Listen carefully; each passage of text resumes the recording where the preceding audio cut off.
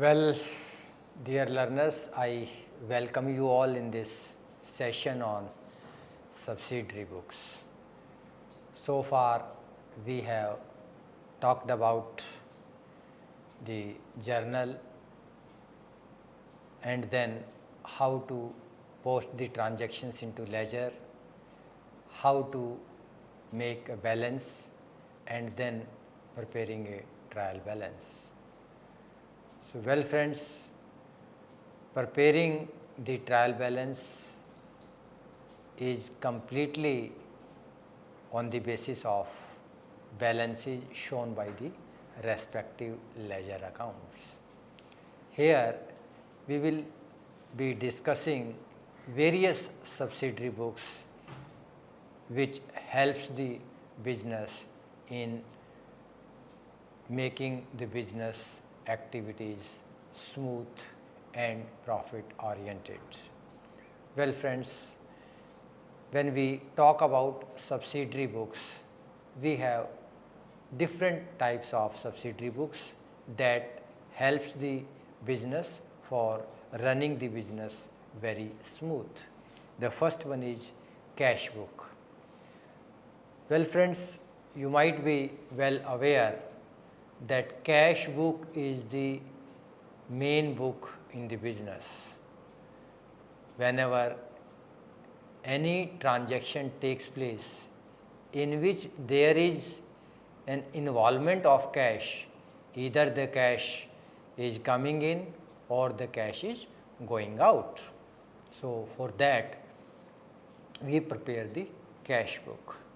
Then the second one is purchases journal. So, well friends, purchases journal, whenever we buy the merchandise, then the transactions which are related to the buying of merchandise so are recorded in the purchases journal. Then purchases returns journal.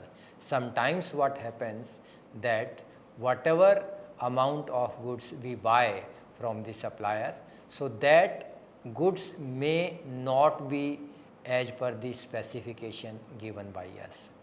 Sometimes the goods may be of poor quality, sometimes the quantity may be different. Likewise, there may be other reasons.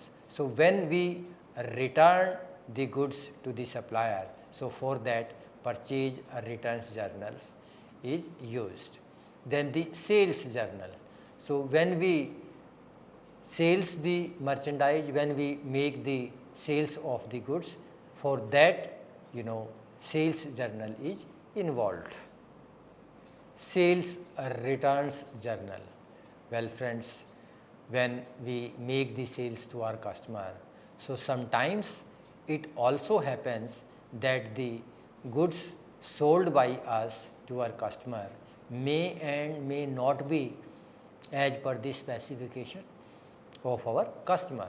So, when the customer is not satisfied with the quality of the goods and when the goods is not as per his specification, he may also return the goods to us. So, when he returns the goods to us, when he returns the goods to the business, so for that sales return journal take place. Then bills receivable journal. Well friends, sometimes what happens that when we make sales of goods on credit basis, so when the goods is sold to our customer on credit basis, under such a situation the customer gives us a note which is called as bills receivable, that he would like to make the payment on such and such date, such and such amount. Likewise, bills payable journal. So, when we buy the goods from the supplier on credit basis, we give a note to our supplier that we will make the payment of rupees this much on such and such date. So, this is for that purpose the bills payable journal is maintained. Then the next one is journal proper. So this journal proper is basically used for the transactions which have not been covered under the above 7 journal. So any transactions which have not been covered under above the 7 types of journal, so all those transactions would be recorded under journal proper. So we will discuss these subsidiary books one by one with the help of the illustrations and so on and so forth. Let us discuss the following are the advantages of subsidiary books. So let us see what advantages are there in order to maintain the subsidiary books. First one is classification of transactions becomes automatic. Well friends, when there are huge number of transactions and those transactions are of different nature. So under such a situation, we need to classify those transactions. Say for example, the transactions which are related to the purchase must be recorded in purchase journal. The transactions which are related with sales must be recorded in the sales journal. The transactions which are related to the purchase returns must be recorded under purchase returns journal, so on and so forth. So in case of numerous transaction, the classification becomes automatic and it is your process of recording the business transaction in different books. For example, you see that there is a separate book for each type of transactions. The transactions of same natures are automatically bought at one place. So this is at one place. So when the transactions which are of similar nature, they are brought at one place. For example, all credit purchase of goods are recorded in the purchase book. Likewise, a reference becomes easy. So if any reference is required, it can be traced easily by referring to the appropriate subsidiary books. You do not have to go through all the transactions recorded in the journal, because any transactions which is related to the purchase will find in the purchase journal. If any transactions which is related to the sales, you will find the same transaction in sales journal, so on and so forth. Therefore, the reference becomes easy. One can easily trace the transactions depending upon the nature of the transactions, because if the transaction is related to the purchase, simply we need to go through the purchase journal and we will come across the same transactions. Then the next one is facilitates division of work.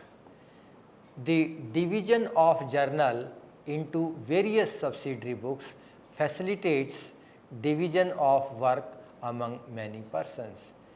This in turn facilitates prompt recording of transaction and saves a lot of time.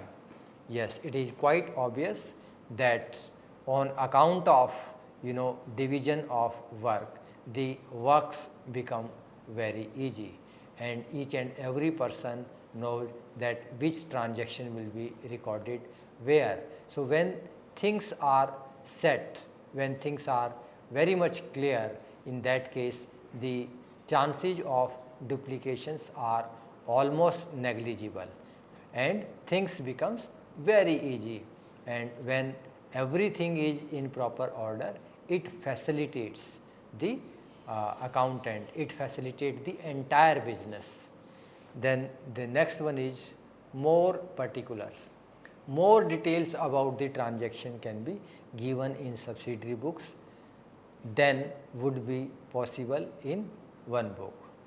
So well friends, when you are preparing the separate set of books for the similar sort of transaction, in that case you can give more detail to the transaction, so that as and when you need the details of any particular business transaction, you can easily fetch out the detail of that particular transaction.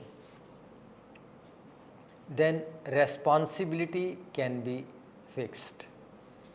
The work of maintaining a particular book can be entrusted to a particular person. He will be responsible for keeping it up to date and in order. Yes, of course, the work of maintaining a particular book can be entrusted. Say for example, if the maintenance of purchase book has been given to a particular person, so he can update all the business transaction related to that particular book. Therefore, if anything goes wrong or if he do not perform his duty properly, then he can easily be caught. His accountability can easily be fixed. So, this helps the business to fix the responsibility of the individual if the individual do not perform the duty as per the specification, as per the requirement. Facilitates checking. So, when the trial balance does not agree, the location of errors will be relatively easy. Yes, dear friends, you all might be well aware that in case when the trial balance does not tally, because as per the dual aspect concept of the accounting, both the side, that is debit side and credit side of the trial balance must be equal. So, when the trial balance does not tally or both the side of the trial balance are not equal, in that case locating the errors is comparatively an easier job, because when you are segregating the works to the different individuals, so when they are performing their duty to the best of their satisfaction, to the best of their knowledge, to the best of their efforts, in such a case chances of occurring the error are comparatively lower. Cash book. Well friends, now when we talk about cash books, so cash books are basically of three types. First one is simple or single column cash book. Second one is two or double column cash book. Third one is three or triple column cash book. So, generally we call them single column cash book, double column cash book and triple column cash book. So, we will study how the transactions are recorded in single column cash book, in double column cash book and in triple column cash book. This is the format of single column cash book. So, here we have two sides. This left hand side is known as debit side and this right hand side is known as credit side. As we have written a word CR, CR stands for credit and here DR stands for debit. It means this side is known as debit side and this side is known as credit side. So, here friends, if you see the format of the cash book, in the debit side you have 5 columns. First one is date column, then description, then voucher number, then page reference, then amount. So, these are the 5 columns: first, second, third, fourth, fifth. Likewise, in the credit side again we have 5 columns: date, description, voucher number, page reference and amount. So, this is the format of cash book, single column cash book. Now, 2-column cash book. So, friends, as far as the 2-column cash book is concerned, so in 2-column cash book, one column in the debit side and one column in the credit side increases on account of bank. So, if you see the format of the double column cash book, now you have 6 columns instead of 5 columns on the debit side and 6 column on the credit side. So, first one is date, second one is description, third one is voucher number, fourth one is page reference, fifth one is cash and sixth one is bank. Likewise, in the credit side you will find the 6 column. The first one is date, second one is description, third one is voucher number, fourth one is page reference, fifth one is cash and sixth one is bank. So, here the bank column has been introduced in the debit side as well as in the credit side, because sometimes what happens when the transactions are taking place with the help of the checks, in that case it becomes necessary to introduce the bank column in the debit side or in the credit side, because when we make the payment with the help of the check, then our bank balance will be reduced, and if we receive the check from our customer, so that will enhance the bank balance of our business. So, therefore, when the transactions are taking place with the help of the checks, then it is mandatory to introduce the bank column in the debit side and as well as in the credit side also. Petty cash book. So, in every business there will be numerous small payments in cash, such as payment for postage, telegrams, stationery, cartage, conveyance, entertaining the customers, minor repairs, etc. If all these petty payments are recorded in the cash book along with other payments, the cash book will be overloaded. Yes, it is true that this is basically done in order to avoid in order to dilute the burden of the accountant. So, when numerous small payments in cash, such as payment for postage, telegram, stationery, cartage, conveyance, entertaining the customers, minor repair, etc., if all these petty payments are recorded in the cash book along with other payments, the cash book will be overloaded. So, just to dilute the burden of the cash book, the small payments which have to be made on account of these above items like postage, telegrams, stationery, cartage, conveyance, entertaining the customers, repairs, etc. So, in that case, for such small payments we need to maintain the petty cash book so as to reduce the burden of the cash book. Hence, a separate book called petty cash book is maintained for recording all such small or petty payments. A person called petty cashier is interested with the work of making all small payments. So, for doing the payments of all such things, very small and very petty amount, a person to whom the work is assigned is called petty cashier, and he maintains the petty cash book. The petty cashier maintains the petty cash book. The sum of money given to the petty cashier for making small payments is called petty cash. Imprest system. So, generally the petty cash book is maintained on impressed system.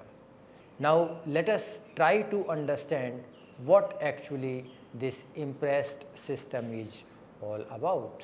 So this system is very simple, and particularly this impressed system is introduced in the business in order to make the petty payments, so as to dilute, so as to avoid the heavy pressure on the cash book.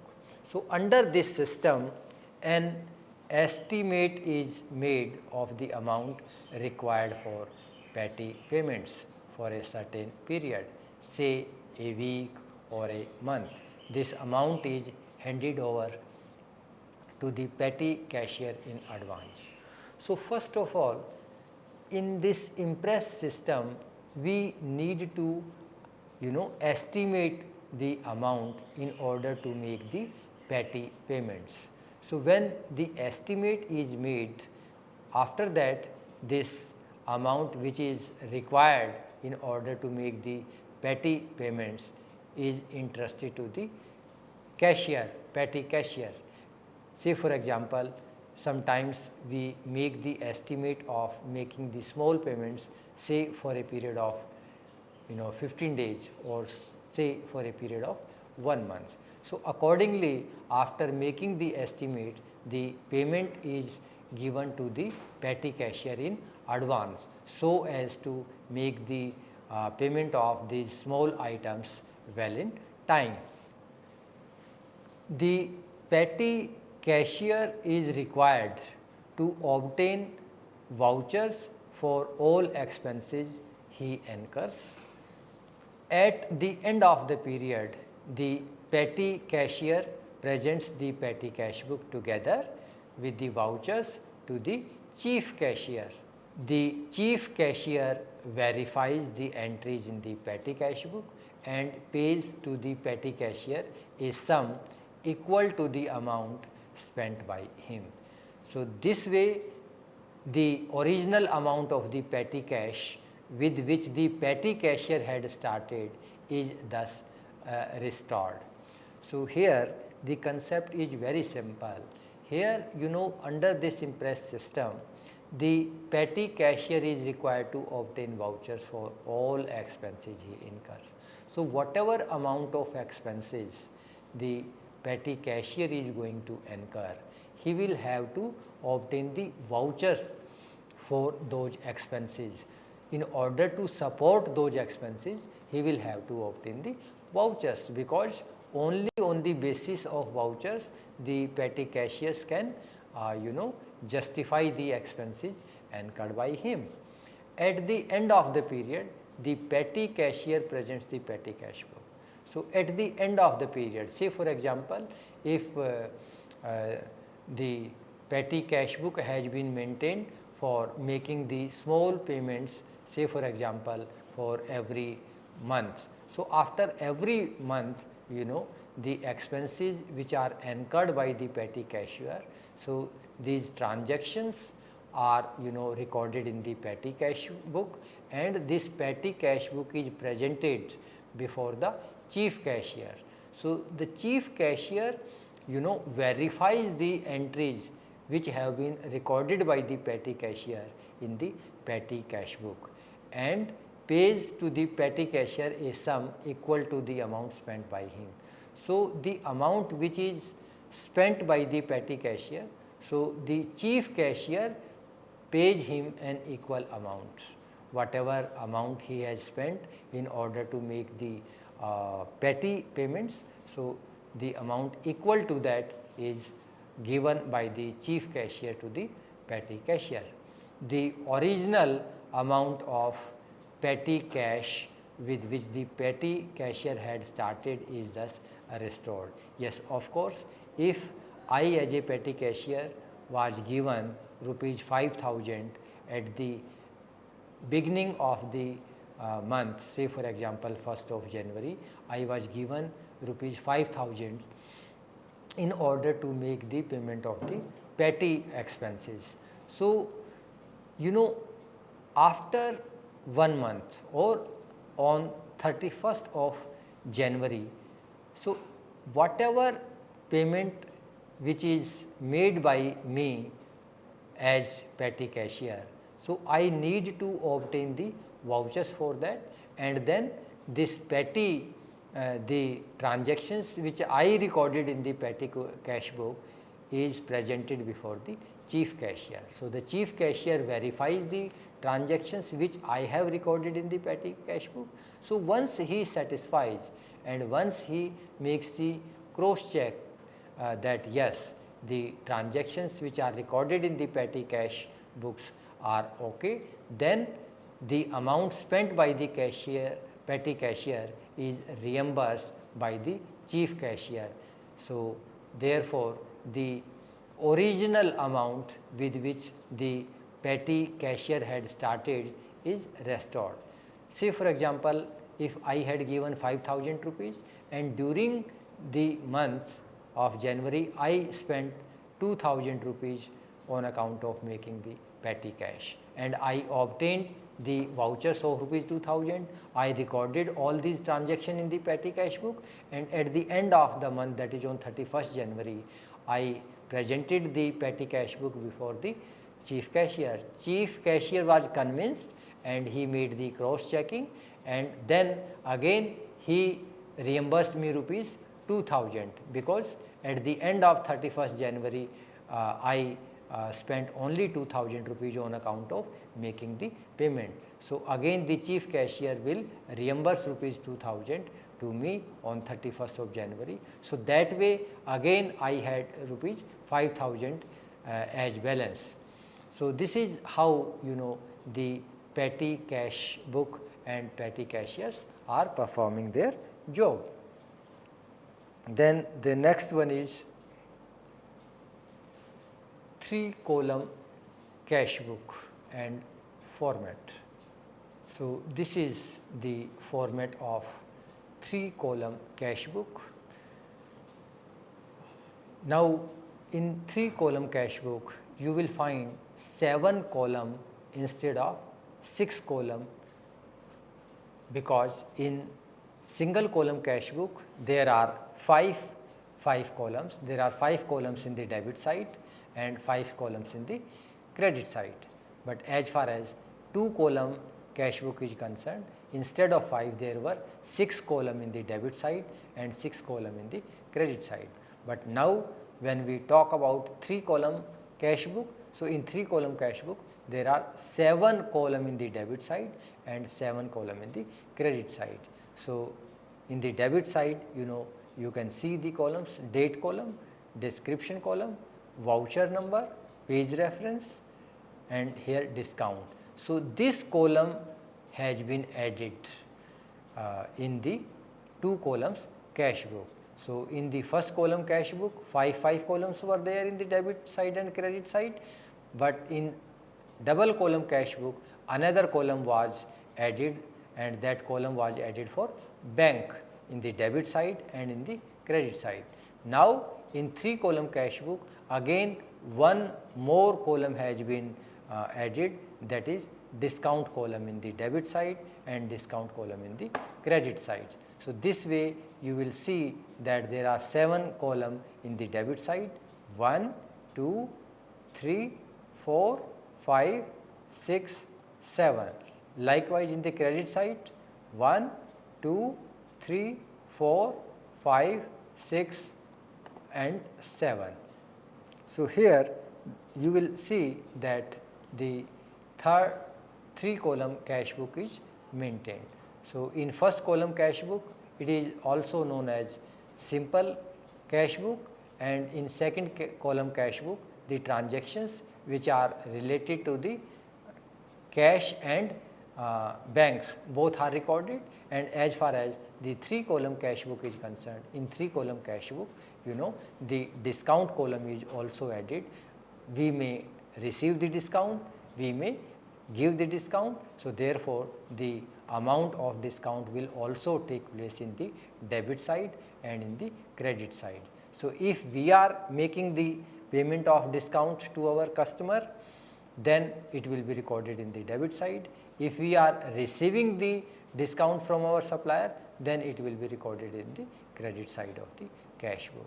So this is how the 3-column cash book is maintained. This was all about this session on subsidiary books. So now we will again, in continuation with this, again studying the remaining subsidiary books in the coming session. So I hope you all might have enjoyed this session. Thank you very much.